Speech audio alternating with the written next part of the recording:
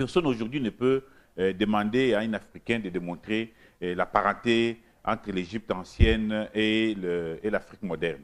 Nous ne discutons plus de ça. Ça a été déjà réglé et c'est peut-être ce qui fait le bonheur de Cheikh Anta Diop et de Théophile Obenga, c'est d'avoir réglé tous les problèmes techniques. Il n'y a plus de discussion sur les problèmes techniques, à savoir qu'est-ce qui nous rattache aujourd'hui à l'Égypte ancienne. Est-ce que l'Égypte pharaonique et l'Afrique nord d'aujourd'hui ont des connivences? Nous n'en discutons pas, parce que ça a été déjà établi de façon magistrale et par le professeur Obenga et par le professeur Cheikh Anta Diop. Au niveau de linguistique, et à deux d'ailleurs, le professeur Cheikh Anta Diop a laissé des notes qui ont été publiées. Son dernier livre, c'est un livre aussi monumental sur l'Égypte, les pharaoniques, les langues africaines modernes. Donc, à ce niveau-là, il n'y a plus de débat, comme ils le disent. Et quel est le débat qui se pose aujourd'hui? Le débat qui se pose aujourd'hui en matière de la Renaissance africaine, c'est justement la réappropriation de notre historicité pharaonique pour bâtir l'État fédéral multinational africain moderne. Comment nous allons nous approprier? Et nous aussi, nous avons l'obligation de faire ce qu'on appelle les humanités, ce qu'on appelle les humanités gréco-égypto, n'est-ce pas, égypto-africaines, qui se structurent autour du pharaonique, c'est-à-dire l'étude de la langue pharaonique, et qui se structurent aujourd'hui autour de tous les savoirs, de tout ce que les Égyptiens ont fait à travers l'anthropologie, à travers le droit, l'État, tout. Et est-ce qu'eux-mêmes, là, les Égyptiens, ils reconnaissent au moins que c'était des Noirs ou bien ils sont dans cette logique occidentale que c'était toujours... Ceux qui s'intéressent à ça connaissent. Ceux qui s'intéressent à ça connaissent. Mais, bon, c'est pas un problème. Pour eux, on ne peut pas en parler. Mais ils connaissent. Ceux qui ne connaissent pas, bon, ils ne connaissent pas. Mais les savants de Jésus, puisqu'on discute, il y a les livres, il y a tout, ils connaissent. Ils connaissent, mais ils font un peu comme l'égyptologie occidentale. On connaît, mais on ne met pas l'accent sur ça. Moi, quand j'ai étudié ça, à Genève ou à Paris, mais on ne parle pas de la race, on ne parle pas de... Non. On étudie ça comme on étudie le grec, le latin ou des choses comme ça. Ça envoie les incidences. Mais le fait que je sois présent, que des noirs quand même, bon, ça pose des questions, ta présence. Lui, il étudie dans quel intérêt? Est-ce que c'est pour savoir ou pour s'armer pour le combat? Moi, j'ai étudié pour m'armer pour le combat. Mais les autres collègues français, ils étudiaient pour étudier. Ils n'étudiaient pas dans la même perspective, si bien que moi, j'ai rapproché ça des langues africaines, comme Cheikh, ils ne pouvaient pas le faire.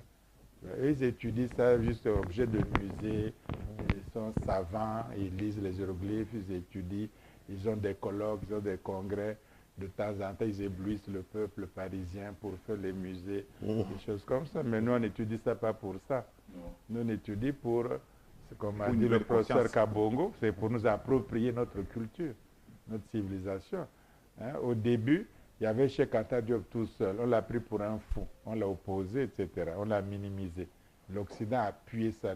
Tous les africanistes français, les Balandier, les Suré-Cana, les Jean-Pierre Chrétien, les Moni, et tout le monde, tous sans exception, aujourd'hui même, les Madame Claude, le Pérou, tous ces gens-là, les Fauvel, tous ces gens ont ridiculisé Cheikh Anta Diop. Mais ils ne suivent plus, parce qu'ils ne connaissent même pas de ce dont ils parlent. Ils ne suivent même plus, et l'Afrique avance. Alors, même Monseigneur Tchibangou à l'époque voulait, avec les Bulelo, qu'on crée un centre d'égyptologie ici avec Cheikh Anta Diop. On va créer à Dakar, il y en a au Cameroun, il y en a ici, on va créer à Brazzaville, ça va se développer. Il suffit qu'il y ait quelques foyers, puis ça va se développer. Mais moi, j'ai comparé avec les langues. L'égyptien ancien et le Yoruba, les langues du Niger, ça a un sens. L'égyptien avec le baoulé de la Côte d'Ivoire, j'ai comparé, ça donne. Avec le Dogon du Mali, ça donne. Avec le Dagara du Burkina Faso, ça donne. Avec les langues du Baret Ghazal, c'est-à-dire au nord de Juba, au Soudan. J'ai comparé, ça donne. Et ici, puis j'ai comparé avec une langue bantou. Ça marche, donc ça marche avec toutes les langues bantou. Bilo a publié dernièrement un livre, il a comparé avec les Tchoulouba. Ouais. Bilo Mbabing, qui est aussi un grand égyptologue Oui, congolais, oui, Bilolo. il a Ouais. fait la comparaison avec les Tchikam et les Tchoulouba et l'Égyptien ancien. Non, ce qu'il faut dire est que, comme dit le professeur Obenga, l'égyptologie n'a jamais été africaine, en fait. Ouais. Quand les Champollion déchiffrent les Égyptiens anciens, ils découvrent que tous les savoirs occidentaux qu'on prétendait appartenir à la Grèce appartiennent en réalité à l'Égypte ancienne. Ouais, ouais. Et ils se disent, voilà, donc la civilisation mère de la civilisation occidentale, ce n'est pas la Grèce, c'est l'Égypte ancienne. Ouais. Et voilà, l'Égypte est détachée du monde noir, l'Égypte est blanche. C'est tout. Ouais, ouais. Jusqu'à ce que Cheikh Anta Diop commence à étudier la langue et découvre par un faisceau n'est-ce pas, d'arguments que non, l'Égypte n'appartient pas aux Blancs. Et comme il est le premier égyptologue africain, il dit non, c'est ça la thèse fondamentale, c'est que l'Égypte ancienne, l'Égypte pharaonique, qui est la matrice de toutes les civilisations, de toutes les sciences, des philosophies et tout, n'est pas blanche. C'est ça la thèse fondamentale de Cheikh Anta Diop. Ouais, Et il est noir, il est nègre, il est africaine, il est congolaise, brasiloise et tout, autrement que blanche. Et à ce moment-là, tous les intérêts occidentaux entrent en guerre contre Cheikh Anta Diop et les détruisent. Enfin, ils n'ont pas détruit la thèse parce qu'ils ne l'ont même pas accepté. Nous sommes en 1949, quand il présente, il s'est fait inscrire à la Sorbonne pour une thèse sur l'avenir de la pensée africaine avec Gaston Bachelard, et une deuxième thèse avec Marcel Guillaume sur qu'étaient les Égyptiens prédynastiques. Personne n'accepte qu'il défende sa thèse. Aucun jury ne l'accepte. Heureusement pour lui, cette thèse serait restée dans les tiroirs si Alioune Diop n'avait pas créé en 1947 les éditions Présence africaine qui vont publier en 1954 l'ensemble des deux thèses, la thèse principale et la thèse secondaire sous forme d'un grand livre que nous appelons aujourd'hui Nation, nègres et culture. Et ces livres-là démontrent, et Cheikh Anta Diop démontre que voilà, l'égyptologie occidentale affirme que l'Égypte dynastique et prédynastique est une entité blanche. C'est faux. C'est une entité noire. Et voilà les preuves. Et il aligne un faisceau de preuves.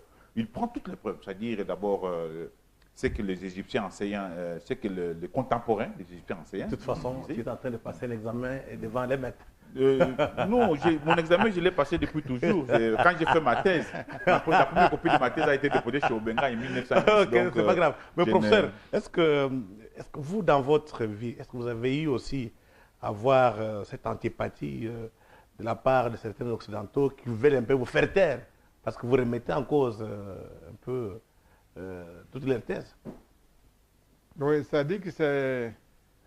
Il y a aussi les habitudes, hein, tu vois, les paradigmes. On fait comme ça, les ancêtres ont fait comme ça, tous les grands savants ont fait comme ça. Donc c'est établi, la science officielle. Tu vois, les Champollion, les Maspero, les gars de Berlin, les gars de Londres, aux États-Unis, la science occidentale a établi que c'est comme ça, c'est comme ça, c'est comme ça. Tu vois, et les étudiants qui viennent, ou le peuple, bon, on suit ce que les gens disent. On dit comme si on nous dit la physique, la chimie physique, le nucléaire se comporte comme ça, la matière. On suit ce que les savants disent. Ou les médecins nous disent que c'est comme ça. On suit. Qu'est-ce qu'ils connaissent? Bon, dans le cas de l'histoire, on suit aussi. Hein? Si on nous décrit l'histoire de Napoléon ou ceci, on suit un peu. Et du coup, les gens suivent, même quand c'est faux, ils suivaient. Or, il se trouve que ce qu'on a dit de l'Égypte antique par rapport à l'Afrique noire, c'est tout à fait faux. Et que l'Égypte antique est... bon, ils connaissent maintenant. Et ils disent, quand on discute avec eux, ils disent, bon, de toute façon, bon, si vous avez raison, mais ce n'est pas à nous de le prouver, c'est à vous de faire votre boulot. Ils disent ça, les professeurs disent ça. Ils disent, oui, vous pouvez avoir raison, mais vous voulez que nous on laisse tout l'héritage, 40 ans, tout ça, on a fait ça. On va adhérer à vos thèses. Faites vous-même vos thèses. Tu vois? Donc, c'est un peu ce débat. Ils ne veulent pas changer par habitude et non par attitude scientifique. Ils ne veulent pas changer. Mais là n'est pas le problème. Le problème, c'est que les Africains, ils veulent toujours demander la permission, quoi. Ce que je fais, est-ce que c'est bon? La manière de danser, est-ce que c'est bon? La manière de mettre ma cravate, est-ce que c'est bon? La manière de marcher dans la rue, est-ce que c'est bon? On demande trop la permission pour être l'existence. C'est une existence de permission. Hein? Mais les Américains demandent la permission à personne. Ils s'habillent, ils mangent leur fast-food, et ça, ils font ce qu'ils veulent. Les Français ne demandent la permission à personne. Les Belges ne demandent la permission à personne. Ils font, tu trouves bien leur manière de boire la bière. C'est ton problème.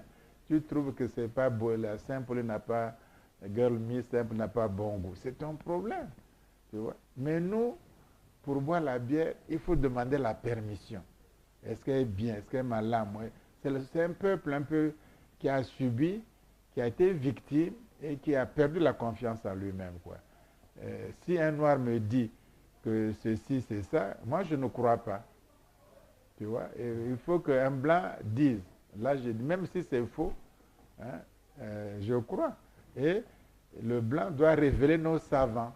Hein, comme Modibo Diarra, il fait les calculs pour lancer les vaisseaux spatiaux, et révélé par les blancs. Il dit, ah oui, donc il connaît. Mais tant qu'il n'était pas révélé, il avait toujours la même science. Exactement. Mais on n'y croyait pas.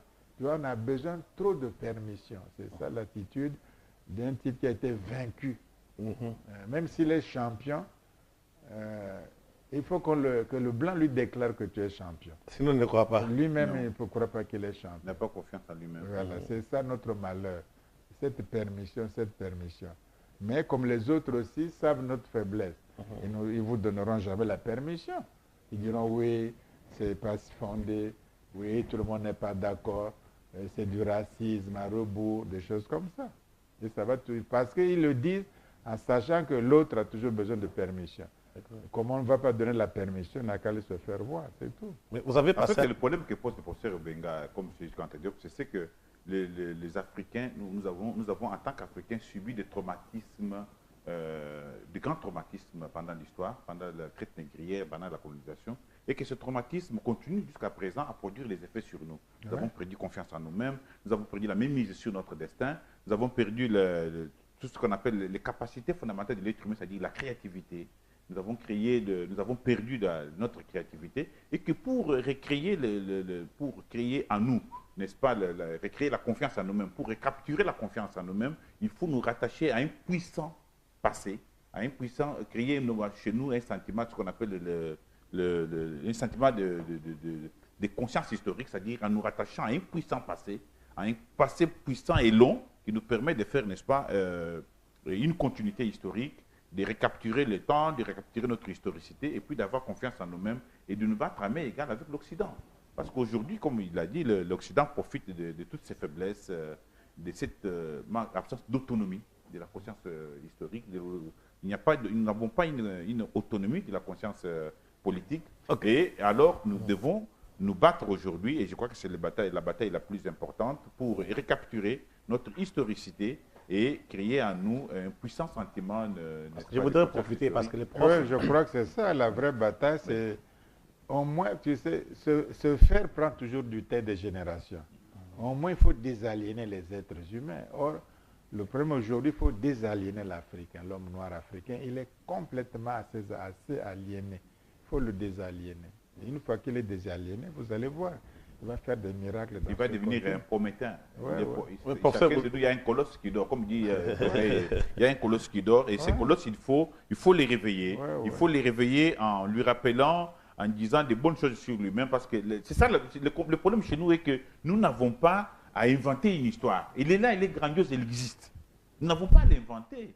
Avoir créé la première civilisation humaine connue, la civilisation soudanaise nilotique, avoir créé la plus brillante civilisation humaine de temps proto-historique, la civilisation égyptienne, ce sont des choses sur lesquelles autour desquelles nous devons parler, nous rappeler tout le temps. Vous avez aussi des professeurs, paraît-il, comme vous êtes radical, vous n'aimez pas de compromis. C'est cette question-là. Non, mais parce que les compromis ne servent même pas celui qui est en face de vous, encore moins vous-même. Alors pourquoi faire? Pour lui faire plaisir, ça ne lui dit rien. Tu fais des compromis, tu dis oui, d'accord, ça ne lui dit rien, il se moque. Et bon, à quoi bon de se moquer, faire les compromis? Bon, si vous faites, vous n'avez pas d'avantage aussi à le faire. Et puis donc, de toute façon, une solution de compromis, c'est-à-dire de demi-mesure, de peur, ça traduit plutôt la peur, l'hésitation, le manque de confiance. C'est un compromis dans ce genre de problème. Il n'y a pas de compromis parce que Sinon, c'est aussi du mensonge à la longue. Donc, vous voulez dire que tous les Blancs disent le mensonge? Il n'y a personne qui dit la vérité. Oui, sur pour l'Afrique, oui. Pour l'Afrique. Aucun ne dit la vérité. Non, aucun, absolument aucun. Et je peux le prouver A plus B. Oh, prouvez-le, professeur. Prouvez-le qu'ils disent tous des mensonges. Mais tous. Tous, ça, tous, sans exception. Donc, il n'y a pas d'égyptologue qui pense... Non, mais je peux prendre les égyptologues. Non, il n'y a aucun égyptologue qui a dit que l'Afrique, l'Égypte antique était noire, si les gens sont noirs. Ils ont dit que... non, mais ils ont dit que c'était une race méditerranéenne brune. Oui. Bon, ils ont dit que... Et que les pharaons anciens étaient une langue sémitique. Oui, une langue sémitique. Ils n'ont pas reconnu tous. Peut-être Champollion, qui a dit que ce n'est pas une langue sémitique. Il a dit que ce n'est pas une langue sémitique. Mais son frère, après Champollion Figeac, lui, ouais. est revenu sur ce que son frère, qui était le plus grand génie, a dit, pour dire non, il s'est trompé. Même au Caire, là, c'était le débat. Sonoron, le professeur Serge Sonoron, un grand égyptologue français, pendant les pauses au Caire, il m'a dit que vous avez raison, il faut travailler du côté des langues africaines. Mais il fallait le dire en public. Il n'ose pas dire ça en public. Non, parce que les autres vont dire, mais comment tu trahis la cause? Tous, ils sont tous, enfin, comment dire, c'est peut-être pas menteurs au sens... c'est instinctif, hein, c'est instinctif. Mais prof, les pesanteurs qui pèsent sur nous en tant qu'ex-colonisés pèsent aussi sur l'Occident en tant qu'ex-colonisateur. Oui, bien sûr. Quand le professeur Moumouni fait l'étude du portrait du colonisateur, on fait aussi l'étude du portrait du colonisateur. Il ne peut pas se départir de ces complexes de supériorité qui constituent sa vie pendant 10 siècles. C'est pas facile. Ça lui a facilité la vie de nous coloniser, de nous exploiter. Maintenant, la décolonisation que nous voulons ici, c'est-à-dire à savoir avoir les mêmes, avoir notre propre perception positive. Et il ne peut pas l'accepter parce que ça signifie que nous allons leur couper les vivres. Pour décoloniser. Nous sommes décolonisés, nous. Hein? Mais la colonisation, c'est le lien, l'esclave et le maître. C'est ça.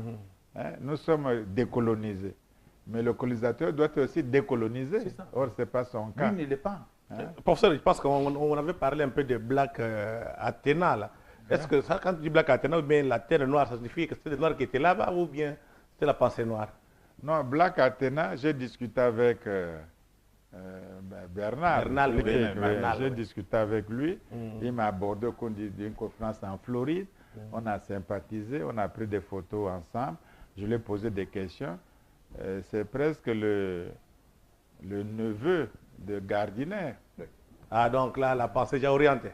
Non, il est un grand égyptologue. Donc c'est un monsieur qui est bien. Mais lui, il a montré que on a faussé l'histoire de la Grèce.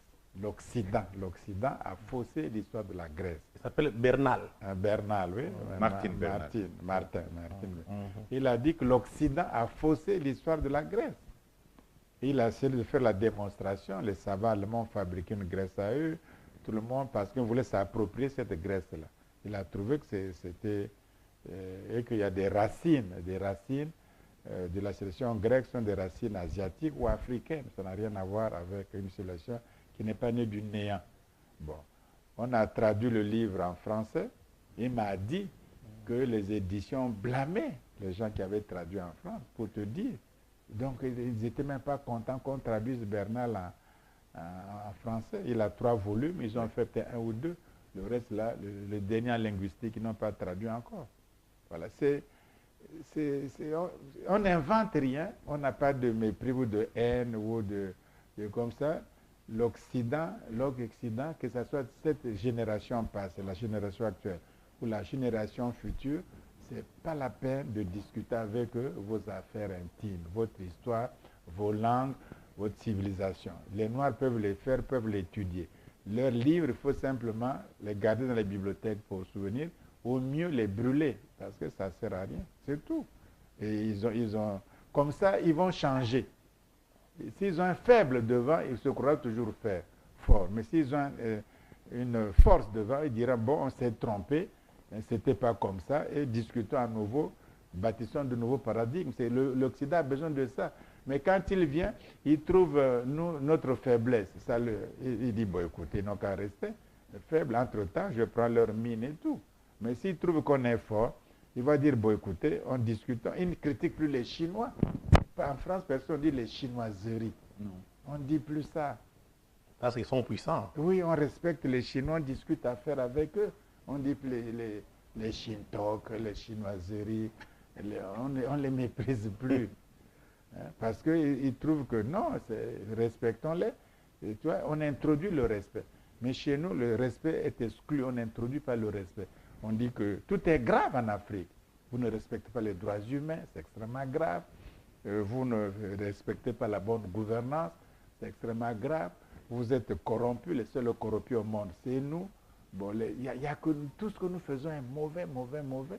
Alors quand tu vois les procès qui se passent aux États-Unis, c'est les plus voleurs, les plus corrompus, c'est les gouvernements occidentaux, les plus corrompus de tous les corrompus de la terre. Il faut voir ce qu'il faut en Italie, les Berlusconi, tous. Un chef d'État africain fait ça, va faire des surprises, partir avec des prostituées. Et on ne dit rien, on l'appelle Cavaliero. C'est très fier. Mais quand c'est nous, mais c'est ça la faiblesse africaine. Ouais. Là-bas, c'est Fiero, c'est un Cavaliero. Mais quand c'est nous, on dit, oh, c'est SIDA. C'est le SIDA, ils sont dans la boue, ils méprisent. Là-bas, il n'y a pas de droit. Ils ont les masses de les masses de l'État aussi, les radios, télévisions de l'État, qui mettent leurs parents ou leurs amis et tout cela. Mais on n'en parle pas. Ici, dès que tu fais dire oui, le chef d'État a pris tous les masses médias, il met ses parents. Mais eux, ils le font là-bas, tout le temps. Donc, je crois que même le dialogue avec l'Occident, il faut rompre, c'est même pas la peine. Cette colonisation nous a rendu de mauvais services.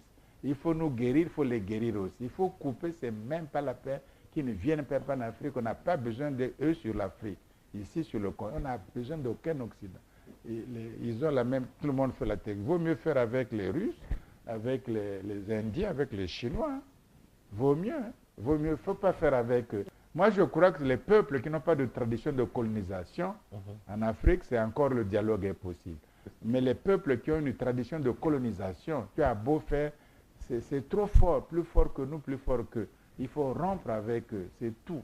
Il ne faut pas qu'ils viennent chez nous et que même qu'on n'aille même pas là-bas, on s'en fout. Je dis, le problème qui est là est que le comportement méprisant des Occidentaux à l'égard des Noirs n'ont pas changé. Il y a quelques siècles, on prenait par exemple un Congolais qui s'appelait Otabengue, a été promené aux États-Unis dans les musées. On disait que c'était un animal. C'est un Congolais, Otabengue, qui a été promené comme ça aux États-Unis pendant des années et des années. Il est mort, il s'est suicidé d'ailleurs.